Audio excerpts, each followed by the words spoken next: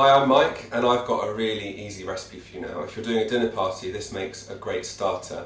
You can serve it with dips or with pate or even hummus, and I've got a recipe for that you can look up. This is Melba toast, so let's have a look at the ingredients.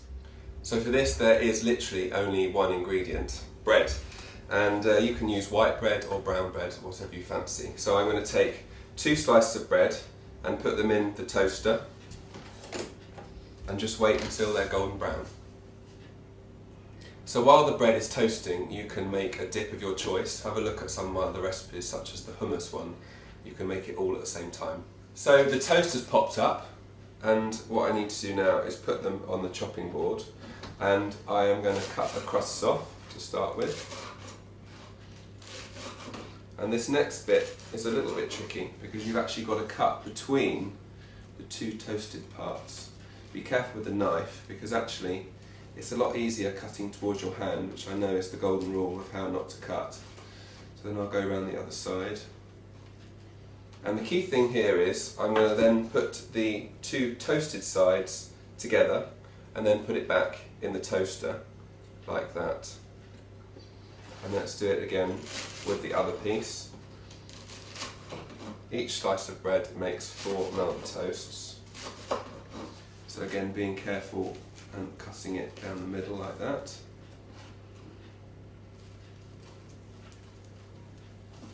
And again, toasted sides together.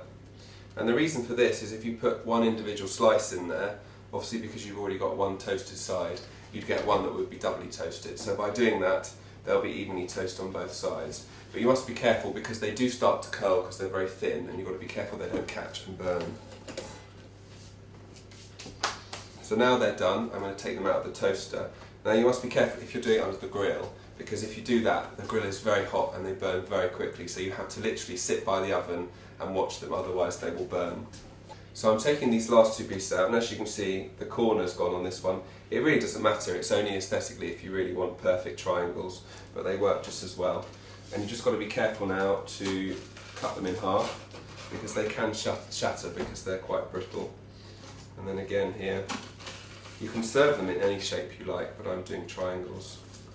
And this one's particularly crispy, so I think it's going to break, but we'll try. And then the last one. Okay, but it's only bread, so it doesn't matter if you make a mistake, you can just put another slice in the toaster. Right.